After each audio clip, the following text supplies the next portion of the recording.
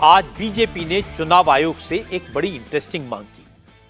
BJP ने चुनाव आयोग से कहा कि लोकसभा चुनाव होने तक राहुल गांधी के बयान देने पर रोक लगा दी जाए। केंद्रीय मंत्री हरदीप पुरी की लीडरशिप में बीजेपी के डेलीगेशन ने इलेक्शन कमीशन से शिकायत की है कि जिस तरह राहुल गांधी चुनाव आयोग की निष्पक्षता पर हमला कर रहे हैं, उन्होंने जिस तरह ईवीएम पर सवाल उठाए हैं और यहां तक कह दिया कि अगर बीजेपी चुनाव जीत गई तो लोकतंत्र खत्म हो जाएगा, देश में आग लग जाएगी, ये बातें बर्दाश्त नहीं की जा सकती। बीजेपी डेलीगेशन ने कहा यह चुनाव की जो कोड ऑफ कंडक्ट है उसके खिलाफ है, इसलिए अब राहुल गांधी को नोटिस देने से काम नहीं चलेगा। राहुल गांधी के खिलाफ इलेक्शन कमीशन को एक्शन लेना चाहिए, उनके बोलने पर पाबंदी लगा देनी चाहिए। श्री राहुल गांधी जी ने कई ऐसी बातें की जो अपने आप में बहुत ऑब्जेक्शनेबल है और इनकी अगर इम्प्लीकेशंस देखिए जो उन्होंने कहा वो और भी सीरियस है। उन्होंने कहा कि ये फिक्स्ड मैच है। सरकार ने, केंद्रीय सरकार ने अपने लोग बैठा दिए हैं इलेक्शन कमीशन में और इलेक्ट्रॉनिक वोटिंग मशीन के बगैर चुनाव जीता नहीं जा सकता। कल कहा उन्होंने कि अभी कॉन्स्टिट्यूशन, संविधान, उसको कैंसिल कर दिया जाएगा, देश जो है टुकड़े टुकड़े हो जाएंगे और देश में आग लग जाएगी। मैं समझता हूं उनकी फ्रस्ट्रेशन तो काफी हद तक हम समझ सकते हैं।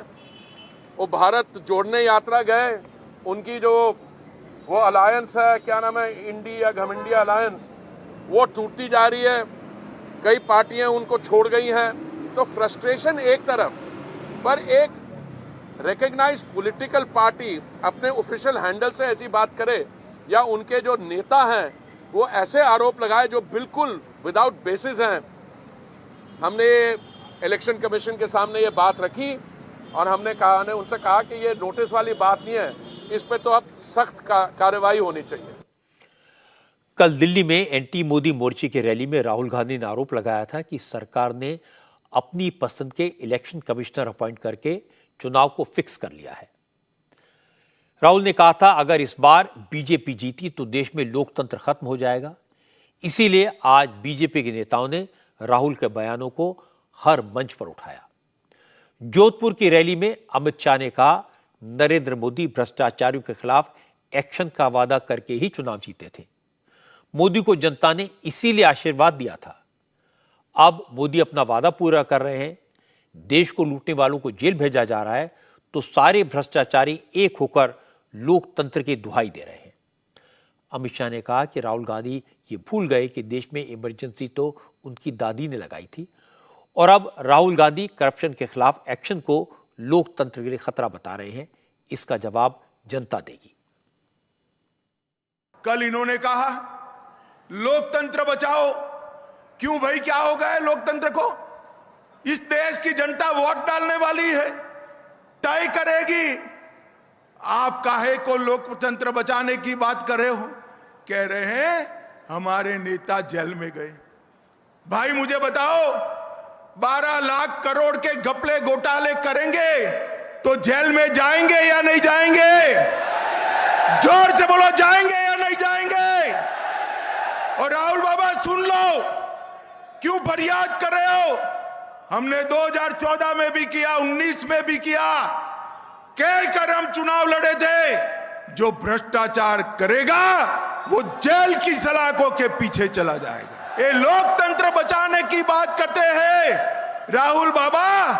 आपकी नानी ने इमरजेंसी में, आपकी दादी ने इमरजेंसी में लाखों लोगों को जेल में डाल दिया था, राजनीतिक पार्टियों पर प्रतिबंध लगाया था।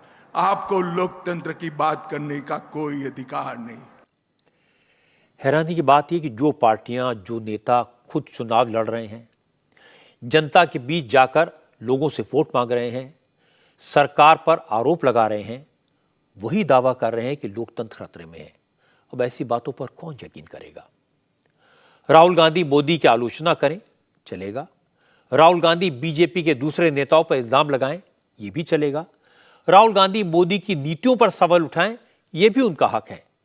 लेकिन यह कहना कि भारत में लोकतंत्र खत्म हो जाएगा, बीजेपी सत्ता में आई तो देश में आग लग जाएगी, चुनाव आयोग बीजेपी का गुलाम है, बीजेपी ईवीएम के जरिए चुनाव जीतती है। इस तरह के बयानों को नजरअंदाज नहीं किया जा सकता, क्योंकि इस तरह की बातों से दुनिया में भारत की छवि खराब होती है।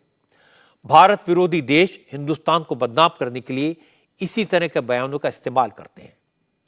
इसलिए चुनाव आयोग एक्शन ले न ले, लेकिन राहुल गांधी और दूसरे विरोधी दलों के नेताओं को इस तरह की बयानबाजी से बचना चाहिए। हालांकि आज सुप्रीम कोर्ट में इनकम टैक्स डिपार्टमेंट ने जो कहा, उसके बाद राहुल यह नहीं कह पाएंगे कि कांग्रेस के पास चुनाव लड़ने के लिए पैसे नहीं है।